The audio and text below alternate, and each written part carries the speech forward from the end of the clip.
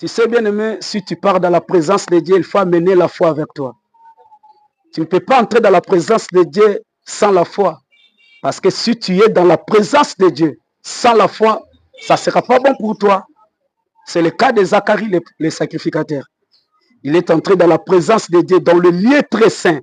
Et il a eu la grâce d'être visité par l'Éternel.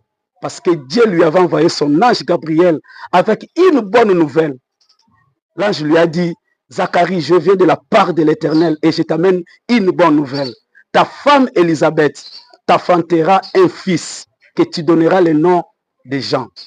Et parce que Zacharie, il lui manquait la foi, bien qu'il était serviteur, bien qu'il était dans la présence de Dieu, mais il ne s'était pas préparé de recevoir une telle nouvelle.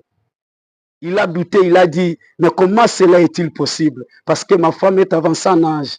Elle est devenue une vieille dame, une vieille femme. Comment elle peut concevoir et enfanter un fils? Cela vraiment est impossible.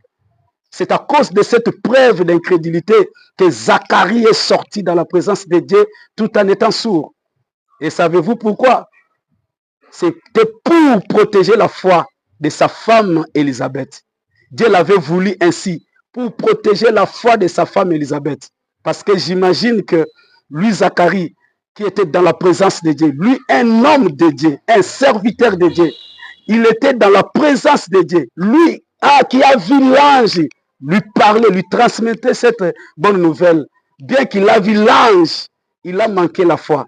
Et j'imagine que serait l'évangile de Zacharie à Élisabeth s'il sortait tout en parlant. Il aurait peut-être dit à Élisabeth que oui, bien sûr, là où je viens, j'ai eu la grâce d'être visité par Dieu parce que Dieu m'a envoyé son ange Gabriel et il m'a donné une nouvelle. Il m'a dit que toi, Élisabeth, tu enfanteras un fils. Et au-delà de ça, Zacharie aurait ajouté son évangile d'incrédulité. Il aurait dit à sa femme Élisabeth que tu sais, malgré que l'ange nous a donné cette nouvelle, mais Élisabeth, regarde ton âge. Tu es avancé en âge. Tu sais que c'est vraiment impossible de concevoir cet âge. Et pour empêcher de telles prédications à Zacharie, Dieu lui a rendu sourd. C'était pour protéger la foi de sa femme Élisabeth. Pourquoi? Parce que Dieu n'avait pas trouvé dans Zacharie une foi qui faciliterait la réalisation de cette promesse. Et il a voulu que la foi d'Élisabeth soit conservée pour une telle réalisation. Tu sais, dans la vie, il faut être jaloux de votre foi. Si tu trouves qu'autour de toi, il y a des gens qui sont là comme une menace contre ta foi, il faut les écarter. S'il y a des personnes qui menacent ta foi, qui t'empêchent à croire, il faut écarter ce genre de personnes. Pourquoi? Parce que si tu crois, tu verras la gloire de Dieu.